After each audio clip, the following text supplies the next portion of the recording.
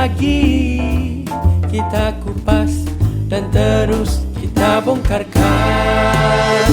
Salam sejahtera dan selamat datang ke Borak Seni 2.0 bertemakan warisan kita.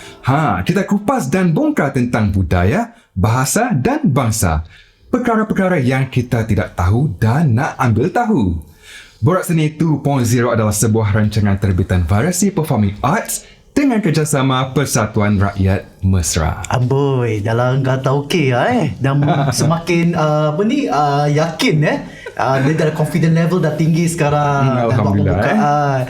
Selamat datang semua, selamat datang Nizam. Terima kasihlah kerana masih lagi bersama kami dalam Borak Seni 2.0 dan ini adalah episod yang ketiga. Betul. Dalam bertemakan warisan kita. Dan tidak lupa, selain daripada kita kerjasama dengan Persatuan Rakyat Mesra, ini juga disokong oleh Raikan Ilmu. Ini bulan Raikan Ilmu. Jadi bulan banyak ilmu yang kita nak belajar, yang nak kita ambil tahu. Perkara-perkara yang kita tak tahu. Betul tak Zam? Betul. Dan nak ambil tahu. Nak ambil tahu. Dan tidak lupa nanti episod yang keempat paling istimewanya, ini adalah secara live, secara langsung bagi FB Live kita di Persatuan Rakyat Mesra dan Variasi Performing Arts, di mana nanti kita akan beritahu anda semua.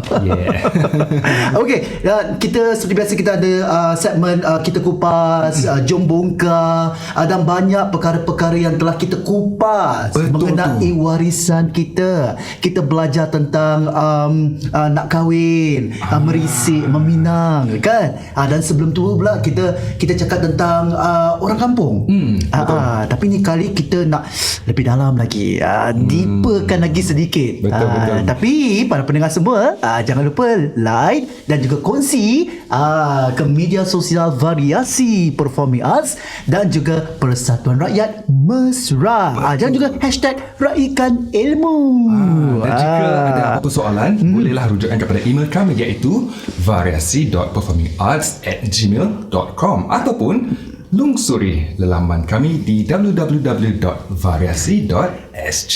Kenapa dari kita tu berbual macam sopan santun? Ikan ilmu ni bulan bahasa, jadi nak kena Ya ke tidak? Sebenarnya ini dia berkaitan dengan salah satu kaum masyarakat Melayu kita juga, salah satu kaum etnik di dalam masyarakat Melayu kita yang dikatakan komuniti ni dia memang komuniti yang sopan santun, lemah lembut bila berbual. Betul, saya setuju tu. Selain daripada budaya dan juga warisannya, tak tahu, nanti jom bersama dengan tetamu undangan kita dalam segmen Kita Kupas. Borak-borak, mari kita gurau santai sambil belajar. Jom boraklah lagi, ini hanya sekadarlah hiburan.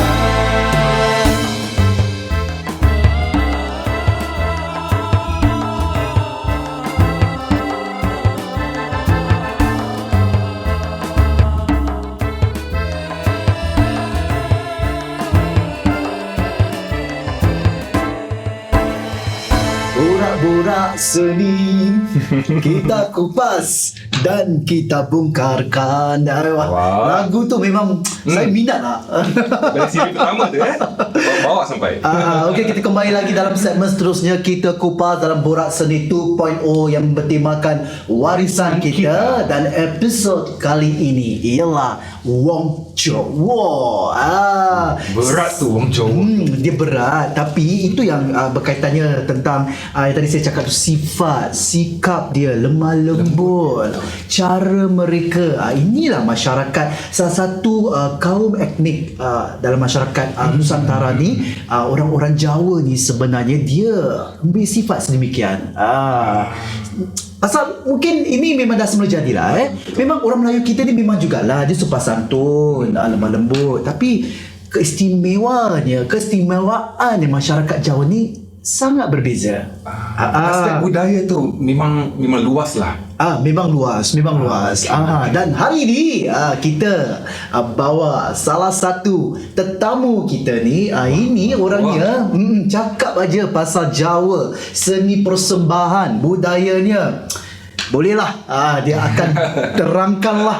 Sebut namanya semua orang kenal. Nak tahu siapa? Ini dia dalam segmen Wong Jawa kita, episod ketiga kita ialah Cikgu Wandi.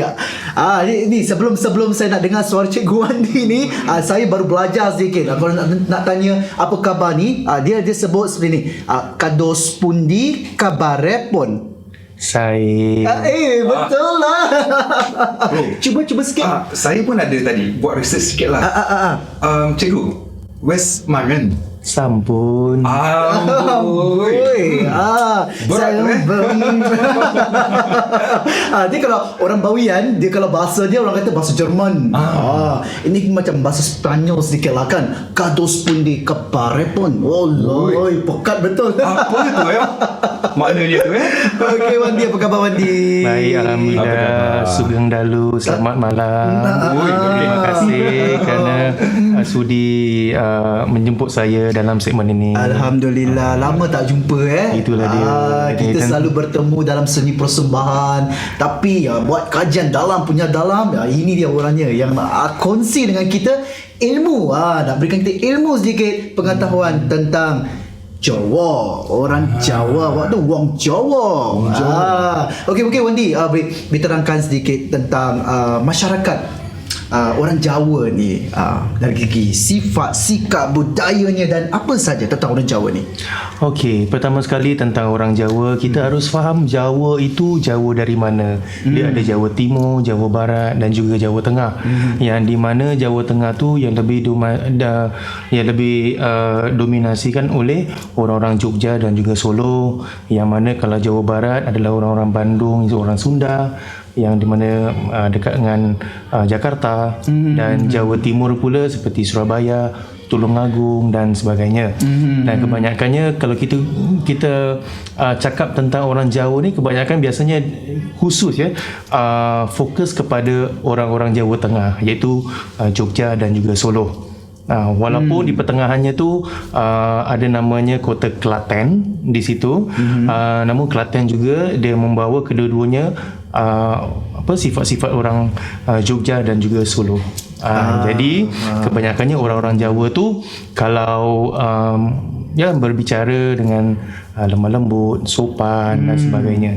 So itulah. Macam tadi Wandi ada sebut tentang Sunan Kalijaga. Oh, saya Sunan Kalijaga. Apakah simbolnya Sunan Kalijaga ni? Okey, dengan kaitannya dengan topik ini, yang mana saya akan banyak bincangkan ataupun share tentang kesenian. Jadi salah satu tokoh yang mana membuat satu perubahan yang paling besar sekali dalam kesenian, iaitu Sunan Kalijaga, yang di mana budaya Jawa ketika itu ataupun kebudayaan Jawa pada waktu itu menganut dalam praktis kejawen. Dalam kejawen, yang mana kejawen itu diubahkan ke lebih Islamik. Jadi Sunan Kalijaga lah orangnya ditugaskan untuk mengubah, bukan menghapuskan, tapi mengubah cara ritual dan sebagainya kepada Islamic pattern. Jadi siapa itu Sunan Kalijaga? Ya, dia salah satu wali kita, yang 9 wali tu. 9 wali tu. Ya, 9 wali. Betul, dia Sunan Kalijaga. Jadi kalau nak terangkan lebih lanjut, Sunan Kalijaga itu yang dia telah lakukan dalam bidang persembahan, adalah salah satunya wayang kulit, tari tiban dan sebagainya. Okey, saya akan fokus kepada dua ni, tari tiban dan juga wayang kulit. Sunan Kalijaga ni sebenarnya Zam, saya juga turut baca tentang 9 wali ni. Mereka ni mempunyai keistimewaan dia masing-masing. Dan pengaruhan mereka kepada masyarakat ketika tu memang sangat besar. Betul Wandi Betul. So bila sebut Sunan Kalijaga atau sunan-sunan yang lain ni, memang susah lah. Susahnya dari segi mungkin dari sejarahnya yang kita nak betul-betul faham, dan bagaimanakah mereka juga memperkukuhkan masyarakat tu dalam masyarakat Jawa. Mungkin budaya Jawa ni memang diminati lah di luar negeri. Sepertinya wayang kulit, wayang keris, mungkinnya batik, kebaya ataupun gamelan ya. Tapi yang antara yang popularnya di Singapura. Okey, yang paling popular di Singapura tu kebudayaan orang-orang Jawa kebanyakannya ya seperti wayang kulit, kuda kepang, dan juga tarian-tarian yang ada kaitannya dengan Jawa. Kenapa saya kata ada kaitan-kaitan dengan Jawa? Okey, nanti saya akan terangkan. Jadi pertama sekali yang seperti saya katakan tadi, seperti gamelan juga salah satunya. Gamelan, di mana SYM pun juga ada ada competition gamelan dan sebagainya. Salah satu kumpulan ataupun seni persembahan yang diiktirafkan di sekolah-sekolah ya. Betul. Sebagai satu pertandingan SYF. Betul. Gamelan. Betul. Gamelan. Kerana apa? Kerana gamelan itu sangat international sekali. Dia bukan setakat hanya gamelan menggunakan alat gamelan yang tradisional, tetapi asalkan bunyinya adalah pentatonik ataupun tonasinya adalah tonasi yang kaitannya ada dengan seperti kalau gamelan tu dia ada dua ton, satu namanya selendro dan juga pelok. Asalkan ada ciri khas selendro dan pelok dinamakan gamelan. Kerana kita juga kena faham juga bukan hanya Jawa saja yang ada gamelan. Malaysia juga ada gamelan, Thailand juga ada gamelan, Myanmar juga ada gamelan. Kebanyakan negeri semuanya ada gamelan. Cuma perbezaannya antara gamelan-gamelan yang lain dan juga gamelan Jawa adalah tonasinya yang tadi tu. Semua pentatonik. Semua pentatonik. Cuma khusus gamelan Jawa, pentatoniknya ada dua, iaitu selendro dan juga pelok. Itu yang membuat ciri khas gamelan Jawa.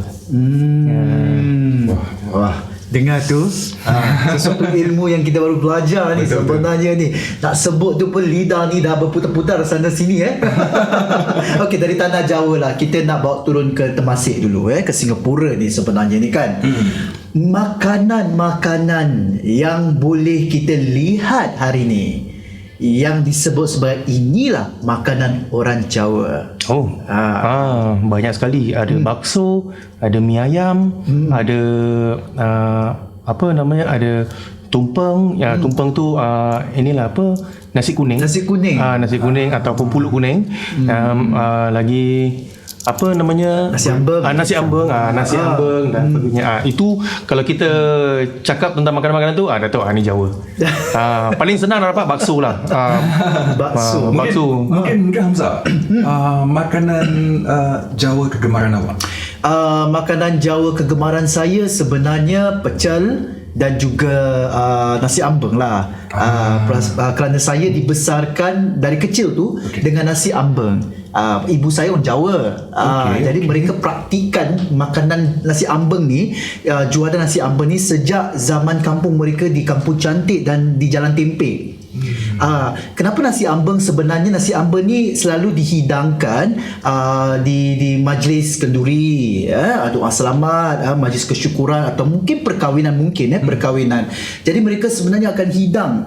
Dia ada banyak lauk Wandi Betul. Pelbagai lauk, tak saya lebih pada 20 lauk dalam satu tudulang tu. Jadi seronoknya tu sebenarnya bukan juada atau bau sedapnya lauk nasi ambeng, tapi yang keunikannya tu bila semua dah habis baca kenduri, ramai-ramai makan. Makan sama-sama, tapi yang saya tahu mereka tak makan habis. Mereka ambil syarat aje lah, kirakan makan seperti itu. Lepas tu mereka akan dikongsi. Dikongsi 4 orang. Dan kita telah pun sediakan mungkin bekas mungkin daun pisang tu kan. Mereka untuk letak nasi, lauk-lauk tu. Jadi mereka boleh kongsi dengan keluarga mereka bila mereka pulang nanti. Itu keistimewaannya budaya dan juga masyarakat orang Jawa. Betul Wandi Kerana kalau kita habiskan makanan depan orang sepertinya tidak sopan. Kononnya macam kita ni, apa kau lapar sangat ke?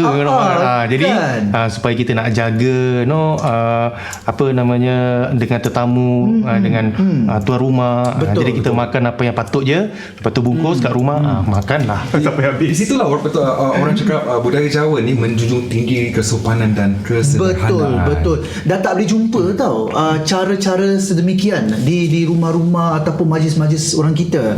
Memang boleh nampak lah nasi ambeng tu ada, tapi nak nampak okey makan sedikit saja, lepas tu kita kongsi 4 orang, dah tak jumpa. Dengan zaman permodernan Mas, ada perbezaan tak nasi ambeng tradisional dan nasi ambeng Bro, lauk je lah rasanya Macam-macam. Intinya pun ada yang dah tukar-tukar. Ada nak cakap macam mana? Macam-macam. Okey, contohlah seperti nasi rawon. Nasi rawon itu favourite saya lah. Favourite. Nasi rawon selalu saya minta daging ekstra.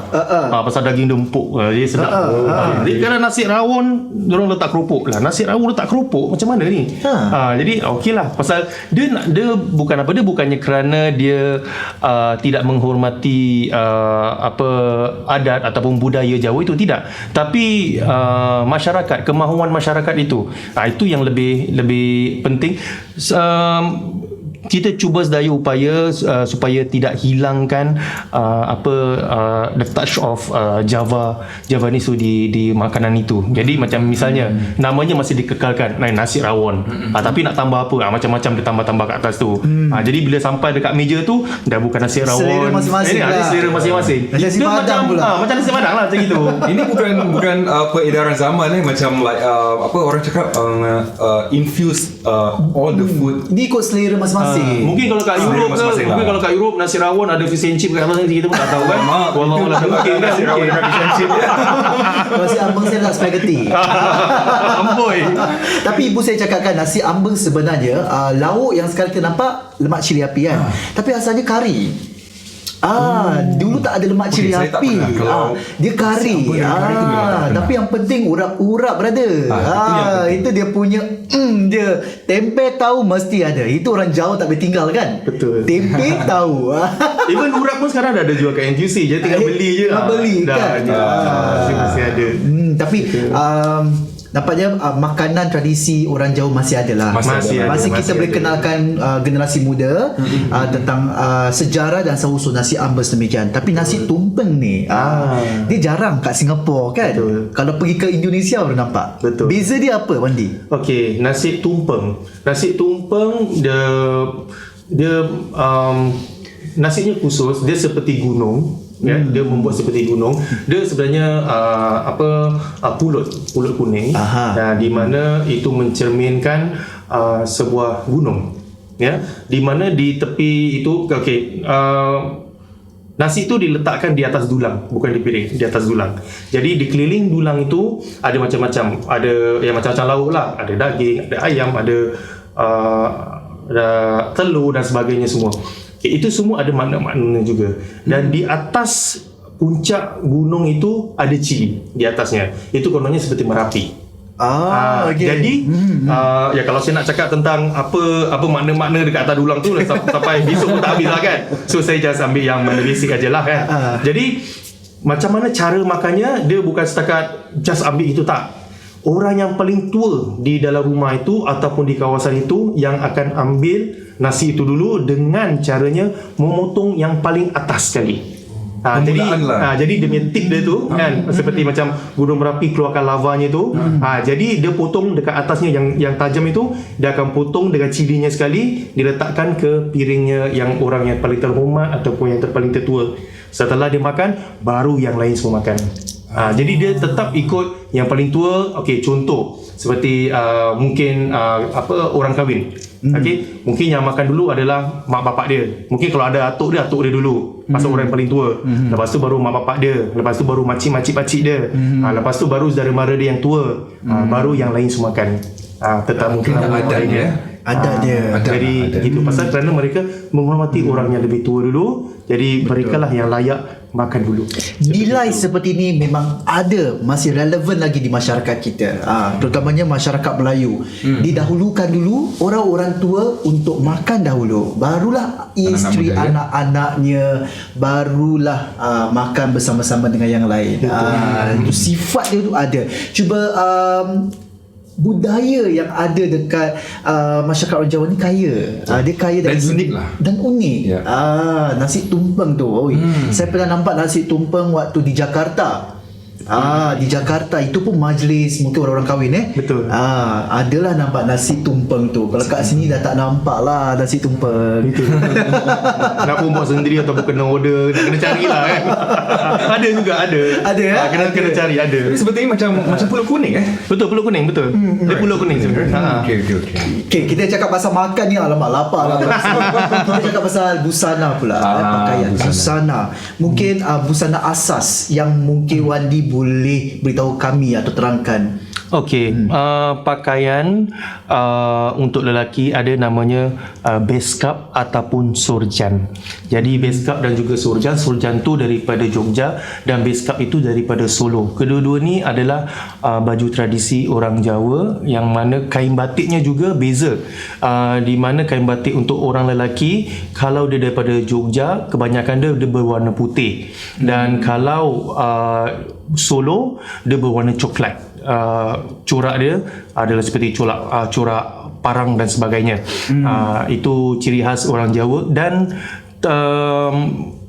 alas kepalanya juga seperti songkok gitu kan, itu namanya blangkon. Blangkon juga ada perbezaannya antara Jogja dan juga Solo, yang mana Jogja belakangnya ada seperti rambut yang diikat, ada seperti bola di belakangnya tu. Itu daripada Jogja, tapi kalau daripada Solo belakangnya lepeh. Dia tak ada apa-apa, dia flat kat belakang dia. Jadi itu ciri khas dia. Jadi kalau nak daripada atas sampai ke bawah ya, kalau Jogja blangkon yang belakang dia tu ada seperti bulatan, terus bajunya baju sorjan dan kainnya kain batik putih, yang mana kalau di Solo itu kepala dia iaitu blangkon yang belakangnya lepeh, pakai beskap dan kain batiknya kain batik coklat. Tapi kedua-duanya menggunakan kasut yang sama. Kasut itu namanya selop. Itu nama alas kaki mereka. Jadi itulah perbezaannya baju untuk lelaki. Tapi kalau untuk yang wanita pula, kalau untuk pasal mereka masih ada kasta kalau di orang-orang Jawa dan pada waktu dulu ada kasta. Jadi seperti kalau kasta yang paling bawah, yang kebanyakannya wanita cuma berkemban dengan kain batik. Kain batik yang paling yang paling murah lah kira gitu. Kalau yang lebih atas lagi, kain batiknya ada bercorakkan seperti keemas-emasan dan lebih cantik, dan kebanyakannya batik-batik mereka tu adalah batik yang dilukis kebanyakannya. Kerana batik yang dilukis tu lebih mahal. Jadi itu ciri khasnya. Kalau baju pengantin pula, lihat pada aksesoriesnya. Kebanyakannya kalau yang Jawa seperti Jawa Jogja, seperti Pais Ageng misalnya. Pais Ageng juga ada dua, Pais Ageng yang betul-betul Javanese, yang betul-betul tok-tok kata orang, dan juga Pais Ageng ala Islami. Jadi dia ada dua cara juga. Kalau yang tok-tok kira dengan dia punya bunga lah, dengan dia punya lukisan kat dahi dia dan sebagainya, itu mencerminkan gahnya seorang pengantin Jawa perempuan. Tapi kalau yang secara Islami, dia lebih tutup tapi masih juga menggunakan aksesoris dan juga bunga-bunga dan sebagainya. Supaya dapat disimbolkan jugalah itu cara pakaian orang Jawa. Tapi itu pakaian untuk pengantin tidak digunakan sebagai pakaian seharian. Betul. Kalau pakai seharian kebanyakan menggunakan baju kebaya, kebaya Jawa. Pasal kita tahu di daerah lain pun ada juga menggunakan kebaya. Tapi kalau di Jawa ada juga kebaya Jawa, dan seperti saya katakan tadi, yang kain batiknya tadi tu. Kain batik seorang wanita seperti bukan yang keemasan-emasan tadi tu. Jadi itulah pakaian seharian wanita Jawa. Itu. Kalau acara adat formal ya, saya yang paling popular selalunya apa? Mungkin Jawi jangka ataupun kebaya hari-hari biasa. Kalau nak cakap dalam konteks Singapura ni, biasanya kalau kita cakap konsep baju Jawa confirm kebaya dengan dia punya kerongsang, dengan dia punya bunga dia semua, itulah, itu confirm. Itu. Tapi Kalau itu untuk yang kira yang makcik-makcik dan sebagainya lah. Tapi kalau kita cakap dengan member-member kita, mungkin anak-anak muda okey, nari pakai konsep Jawa. Okey, nanti kalau yang lelaki-lelaki confirm baju batik tapi seluar dia seluar jeans dan sebagainya. Yang perempuan pula kan, asalkan ada a touch of batik dah kira Jawa. Gitu dia. Itu yang saya banggakan tau dekat Singapura ni. Saya rasa sekarang ni generasi muda mereka pilih untuk pakai slim fit batik dengan slim fit pants. Nampak dia kira macam segar, kemas. Kita masih beruntung kerana anak-anak sekarang ni dia masih pakai baju-baju batik ni. Jadi masih kekalkan fabrik busana atau fabrik tradisional ni, batik. Tapi yang interesting dia boleh nampak perbezaan antara orang-orang atas dan juga masyarakat biasa. Ini di Singapura ya. Orang-orang atas dan juga masyarakat rakyat-rakyat biasa. Kalau untuk lelaki baju batiknya. Kalau biasa kalau macam orang-orang atas nanti baju batik dia mesti macam buat daripada sutera, silk, lengan panjang dan sebagainya. Tapi kalau yang biasa-biasa nanti tangan pendek, baju batik dia pun yang biasa-biasa gitu. Itu dia punya keunikan dia lah. Keunikan dia juga pemimpin-pemimpin Perdana Menteri kita semua dah pakai batik. Cantik bila nampak mereka bila jalan tu masuk. Banggalah. Fabrik kita kan, fabrik warisan kita ni kan digunakan oleh masyarakat yang lain. Okey, nampaknya kita pun dah dengar tentang sejarah Zam. Kita dah dengar tentang makanan dan juga busana. Mungkin kita berehat untuk seketika ni kerana kita ada segmen seterusnya untuk kita dengar pula dari segi seni persembahan. Awak boleh buat persembahan apa Jawa?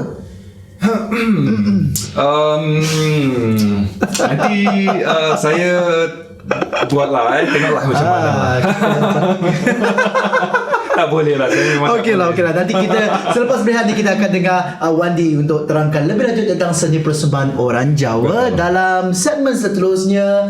Jom bongkar. Borak-borak seni, banyak cerita kita ingin dengarkan. Borak-borak lagi, kita kupas dan terus kita bongkarkan.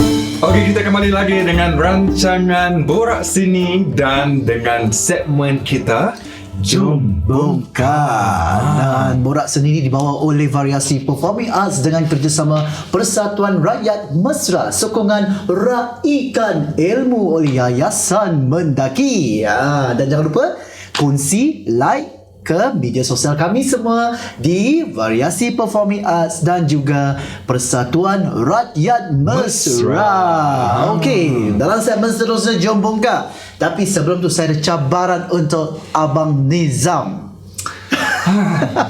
tiap-tiap minggu ada cabaran. Mestilah nak belajar kan. Okey, senang aja.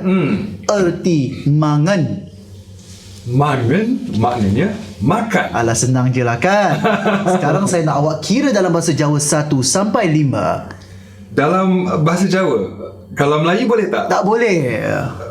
Tak boleh Google tak boleh. Ini cabaran. Cabaran. Nampak je lah 1, 2, 3, 4, 5. Apa dia? Okay, fail. Alright, awak nak akan masuk kelas belajar. Okay. Kalau gitu pada kita dengar seterusnya ialah segmen kita Apa Kata Orang. Siji, loro, telur, papat, limo. Siji, loro, telu, papat, limo. Mangan tu setahu saya artinya makan, kan? Maksud mangan itu ialah makan. Maksud mangan di dalam bahasa Jawa adalah makan. Macam-macam kelagak orang-orang kat luar sana tu dalam Apa Kata Orang dah dengar kan tadi kan. 1, 2, 3, 4, 5 dalam bahasa Jawa. Okey, kita dengar Wandi. 1, 2, 3, 4, 5 bahasa Jawa macam mana tu? 1, 2, 3. Itu tok katu. Okey. 1 sampai 10 dalam Jawa, Jawa kasar ya. Siji, loro, telu, papat, limo, enam, pitu, wolu, songo, 10. Tapi kalau dengan orang tua kita tak boleh cakap gitu. Kalau dengan orang tua dia setunggal, kalih, 3 sekawan, gangsal, 6, pitu, wolu, songo, sedoso. Bukan 1, 2, 3, 4, 5. Bukan. Okey, 1 sampai 5 tadi. Siji, loro, telur, papat, limo. Okey. Cuba. 1 tu apa? Siji, 2. lorok, Nombor 3 apa? Pokok. Telu. Telu. Lagi? 4 apa? 4 tu apa? Papat. Okey, 5 senang. Lima. Okey, nanti kita cuba lagi Okey. Jadi mungkin para pendengar pun dah dengar, dah boleh belajar. Jadi kalau macam nanti kalau dekat kelas ke atau dengan mak bapak ke nak berbicara dalam bahasa Jawa, senanglah. 1 2 3 4 5 tu apa. Okey, kita dah dengar tadi tentang makanan, busana, sejarah, bahasa-bahasanya. Jadi kalau saya dalam bahasa Jawa tu biasanya dipanggil macam mana? Kulok. Saya. Kulok tu saya. Engkau? Sampean. Kulok sampean. Kalau emak? Kalau emak, Ibu? Bapak? Ibu? kalau bapak Romo. Oh, bapak Romo. Tapi ibu biasanya menggunakan ibu juga. Ibu juga ya. Tapi kalau lelaki dipanggil lanang. Wedok. Jadi kamu tu lanang. Mungkin dengar wedok-wedok di luar tu. Wah. Itulah bahasa-bahasa orang Jawa biasanya kalau di Singapura ada tak masih lagi diajar bahasa-bahasa Jawa ni? Tak keseluruhannya ataupun tidak terlalu publiknya lah. Tapi biasanya kalau macam di dalam kelas-kelas, kalau yang nak belajar ataupun dalam certain group atau masyarakat yang betul-betul nak tahu, ada yang mesti gunakan. Tapi kalau dalam grup-grup gamelan, secara membaca notasi biasanya masih gunakan dalam bahasa Jawa. Seperti contoh siji loro telu papat ya. Kita tak gunakan siji loro telu papat, tapi kita ambil dia punya last pronunciation je. Seperti siji kita panggil ji, loro kita panggil ro. Jadi ji ro lu pat mo nem tu lu ngo 10. Tapi biasanya gamelan cuma 7 aja. Jadi ji ro lu pat mo nem pi, itu je. Pi tu is 7 lah. Jiro lu. 1, 2, 3. Mangan tadi tu sebenarnya juga digunakan bahasa Tagalog. Juga mempunyai bahasa yang sama, mangan kira makan. Mangan. Tapi kalau dengan bapak kita atau dengan orang tua tak boleh cakap mangan. Cakap dahar. Sampeyan sampun dahar. Awak sudah makan. Kalau dengan member, where's ceklek? Where's ceklek tu kira apa? Dah cekik belum? Dah cakap dulu tu masih members lah. Where's ceklek?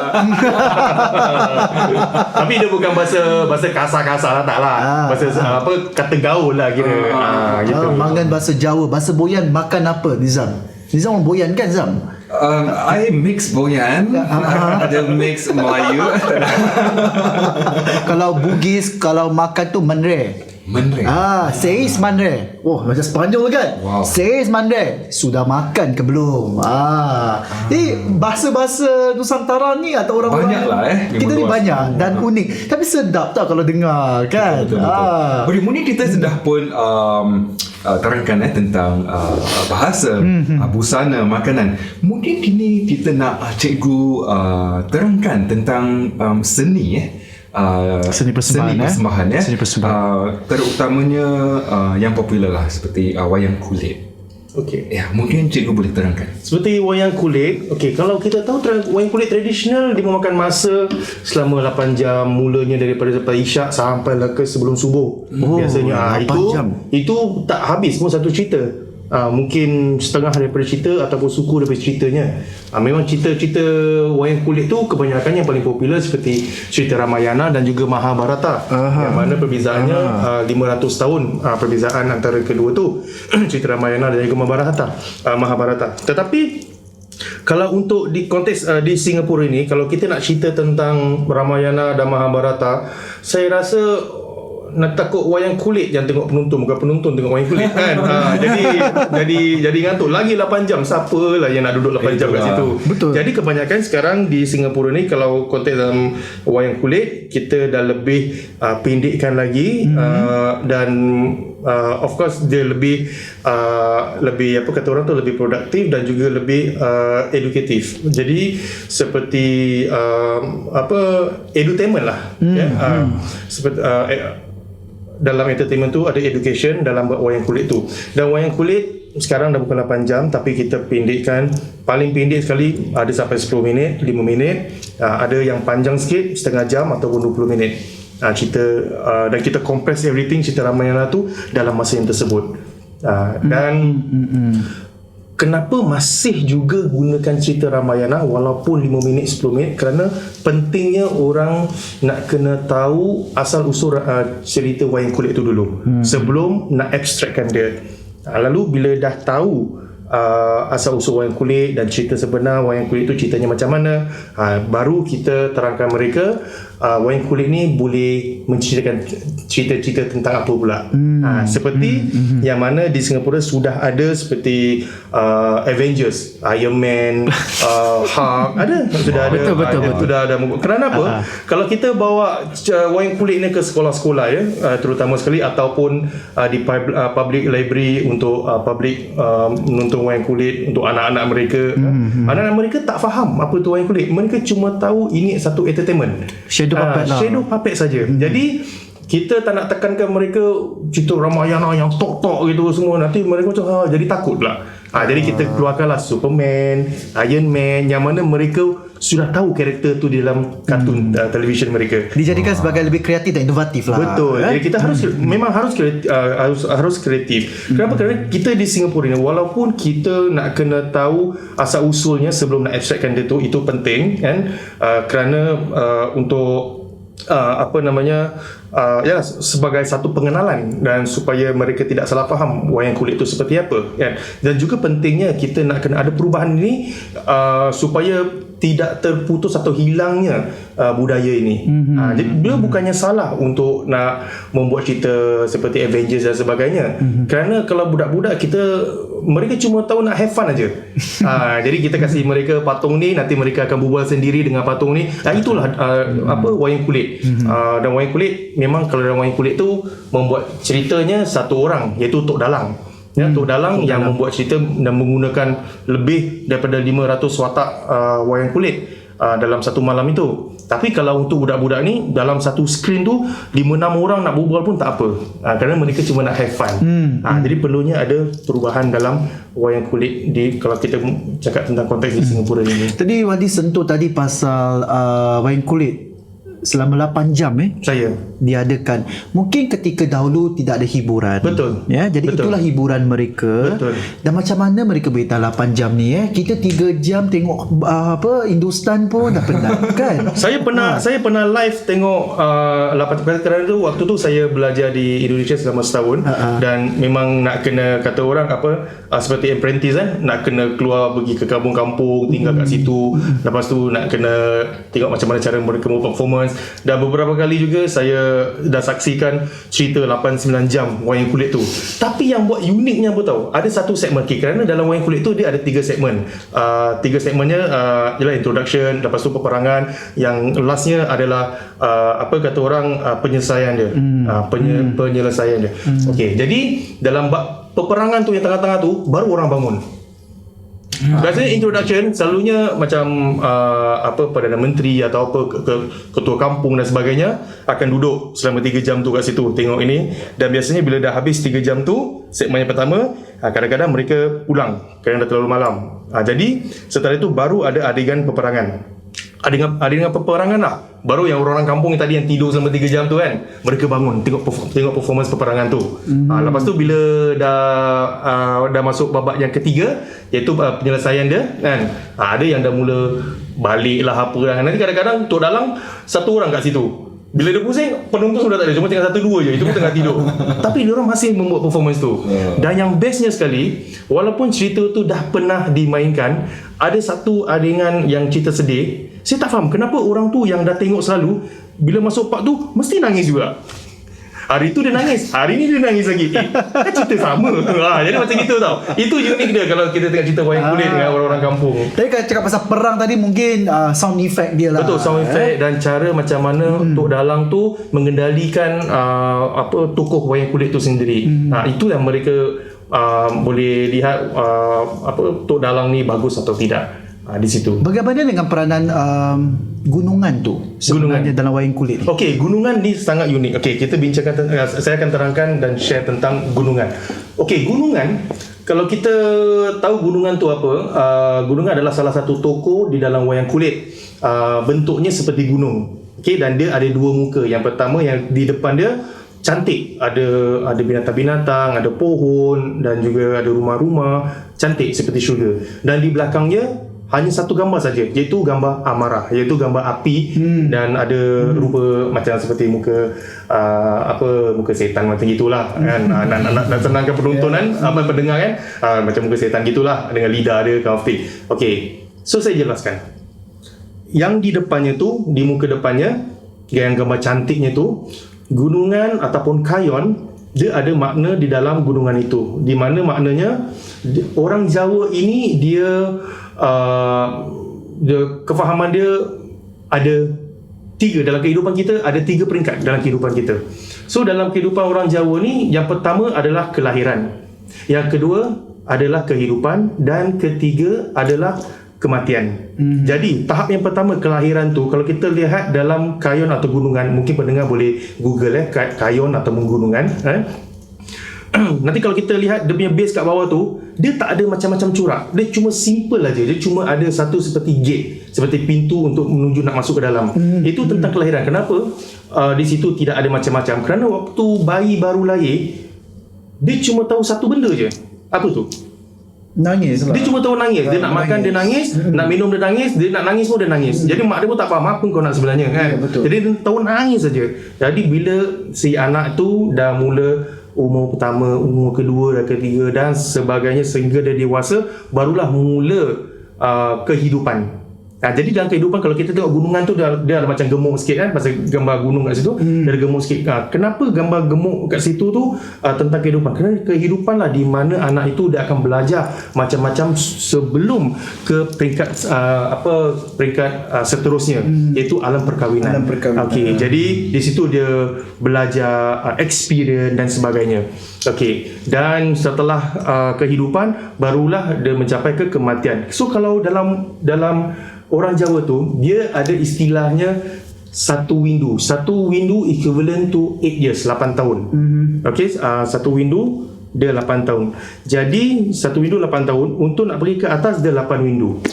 Daripada bawah tadi kelahiran hingga ke kematian, peringkatnya ada 8 windu. Jadi 8 windu, 8 times 8 equal to 64. Jadi ketika umur orang Jawa sudah mencapai 64, dia harus siap sedia untuk berjumpa dengan Tuhan dia.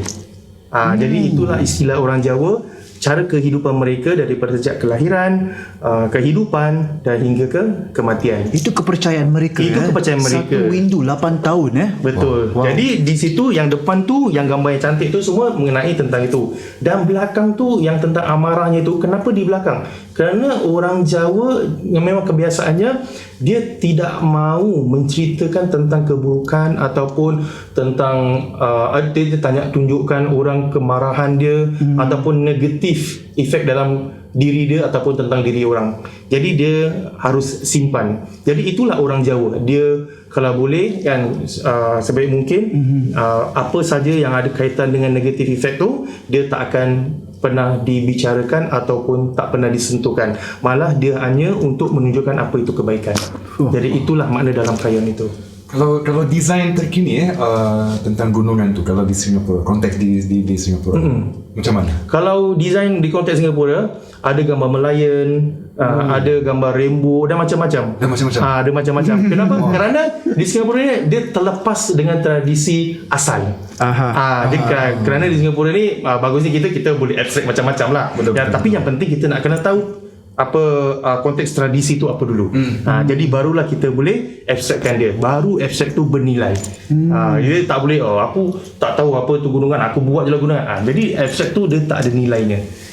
Jadi harus tahu tradisi. Sangat menarik dan saya minat tahu lebih dalam sebenarnya tentang yang satu window tu kan berperingkat. Betul. Ini kira membimbing kehidupan mereka. Betul, umur 8 tahun, umur 16 tahun. Gitu. Yang jarang saya tak pernah dengar. Jangan kata jarang, tak pernah saya dengar. Dan tadi Wandi sebut tentang cerita wayang kulit tadi, ada 3 peringkat tu, yang pengenalan, peperangan dan kesudahannya. Betul. Tu yang mengambil 8 jam. Itu yang sebenarnya saya rasa generasi muda ataupun masyarakat kita tidak tahu. Kenapa ada cerita sedemikian. Mereka tahu mungkin 1 jam wayang kulit, happy-happy, itulah wayang kulit. Itulah yang ada kaitannya dengan yang gunungan tadi. Kan mula pengenalan. Jadi kelahiran tu adalah pengenalan kepada anak tu, kepada dunia. Jadi lepas tu peperangan tu adalah kehidupan kita, berperang sehari-harian untuk kehidupan kita. Dan kesudahannya itu adalah kematian. Jadi dia ada kaitannya dengan wayang kulit itu sendiri. Dan kalau kita tahu wayang kulit tu dia ada skrin kan. Kadang kalau kita nampak skrin dia boleh sepanjang sehingga 5 meter ataupun 10 meter, kan besar kan dia punya skrin dia kan. Betul. Okey. Tapi kenapa dia memerlukan skrin yang besar sedangkan Tok Dalang sendiri sebenarnya selama 8 jam tu dia tak boleh bangun. Dia kena duduk kat situ. Dia tak boleh setengah jalan bila buat cerita, okey I'm go to toilet, lepas tu bila balik I'm back. Dia tak boleh macam itu. Dia tak ada advertisement ke apa, tak ada. Dia tetap kena duduk kat situ selama 8 jam sehingga ceritanya habis. Jadi kenapa dia memerlukan skrin ataupun kelir dalam bahasa Jawa, kelir yang panjang. Okey, itu hanya menunjukkan bahawasanya dunia ini luas. Tetapi cuma setahap tangan kita yang boleh capai saja, yang kita boleh mengendalikan apa saja yang ada di depan mata kita. Jadi itulah konsep orang Jawa di dalam wayang kulit mendalam. Sangat mendalam. Wow. Kalau 8 jam saya duduk, nampaknya tak boleh bangun terus. Ini menunjukkan sebagai seorang performer ni kan, sebenarnya harus mempunyai disiplin, mentaliti yang begitu kuat, ya. Tidak kira lah sebagai Tok Dalang ke penari ke pemuzik, kalau dah kena duduk 3-4 jam, itu kirakan satu persiapan supaya dapat satu kesediaan dalam persembahan tu, ya. Untuk seperti ini macam pikat anak muda ya. Okay. Seni wayang kulit ni semestinya disuntik dengan nafas baru lah di Singapura ni.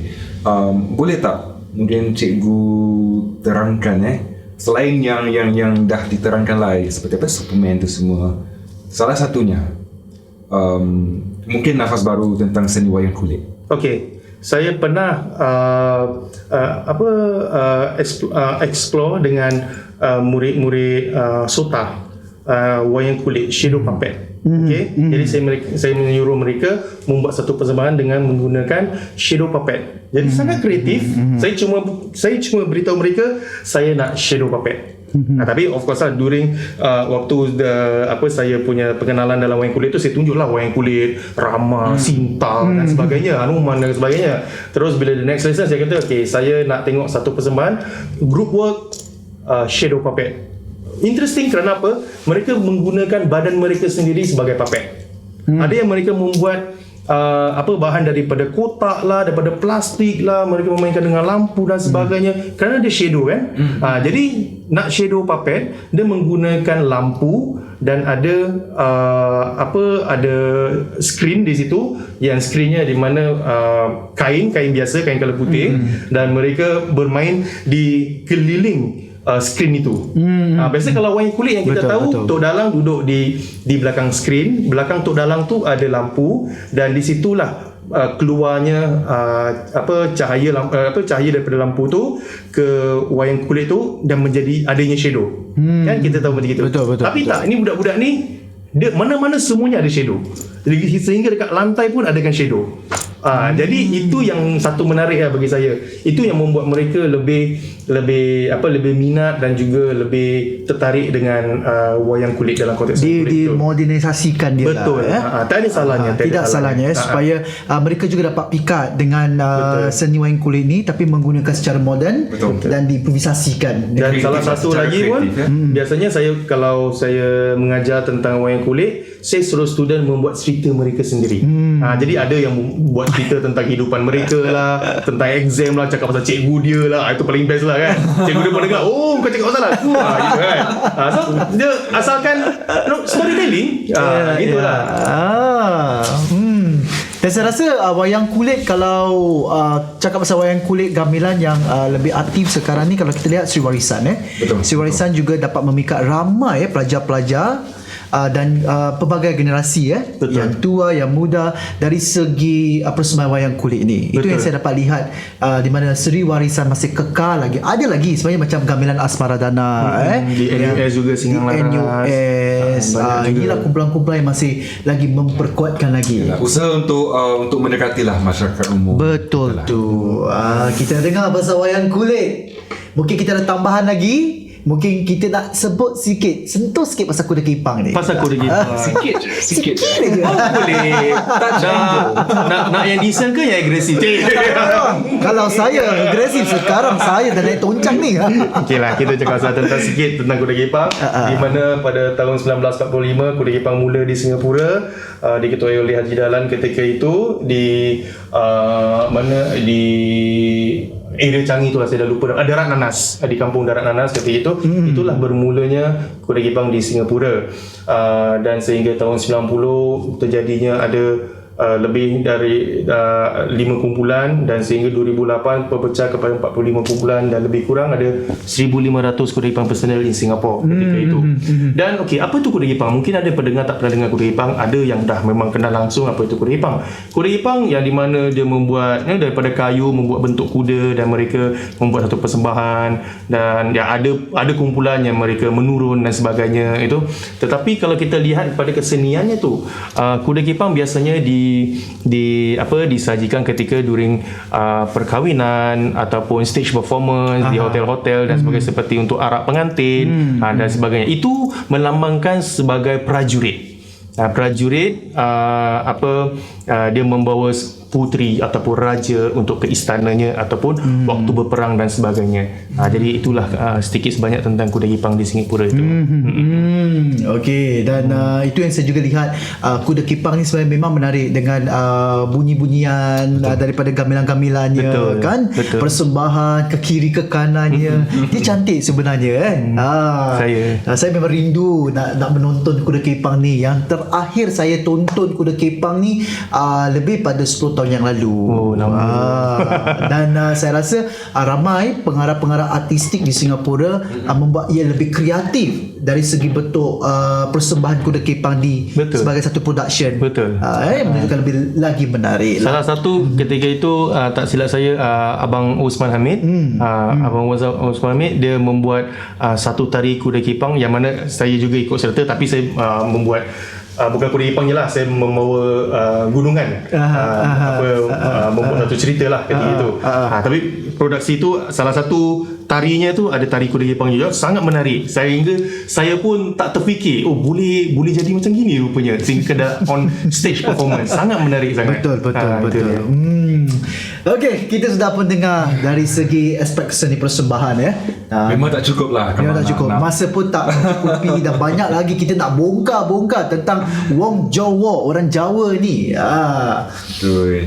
Okey, dan mungkin sudah pun lah kita sampai ke hujung segmen kita ni hari ni, Mungkin kita nak dengar lah nasihat daripada Cikgu Wandi mengenai warisan kita. Nasihat saya cuma satu. Jika nak berseni, tidak salah untuk berseni, tapi kenal dan belajar, cintailah seni itu pada dasarnya sebelum ianya berkembang, supaya kita dapat jaga kesenian itu lebih cantik lagi. Itu saja.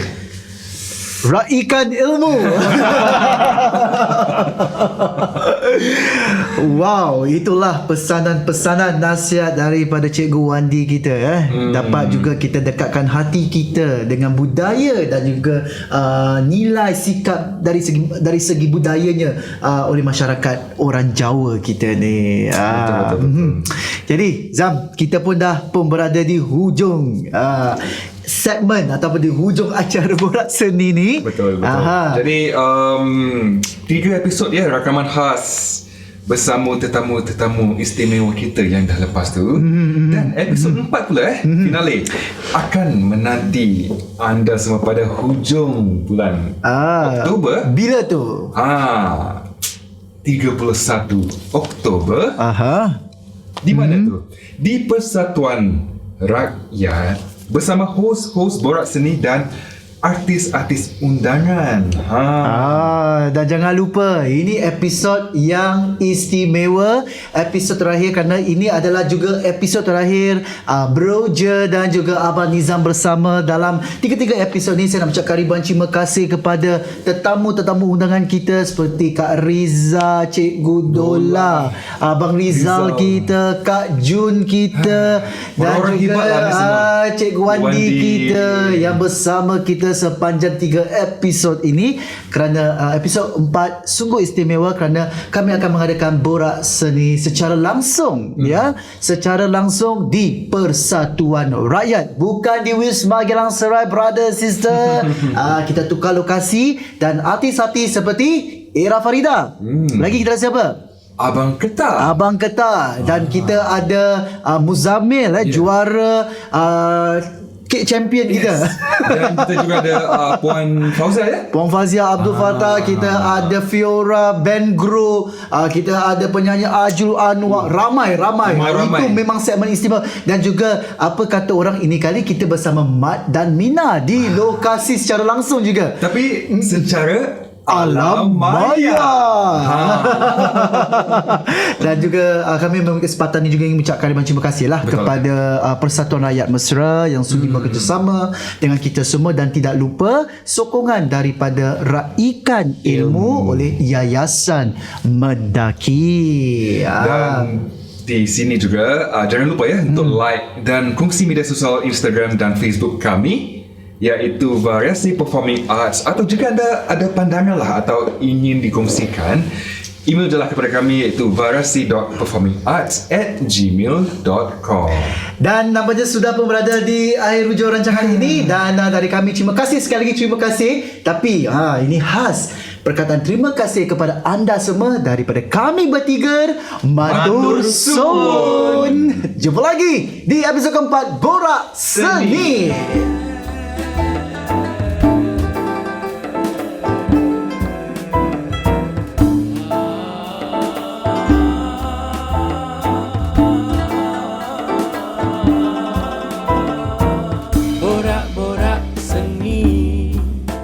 Banyak cerita kita ingin dengarkan. Borak-borak lagi, kita kupas dan terus kita bongkarkan.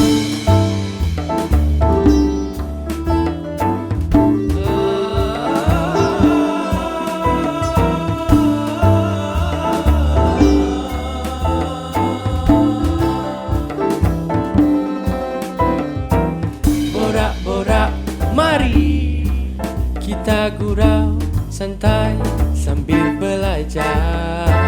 Jom boraklah lagi, ini hanya sekadar hiburan.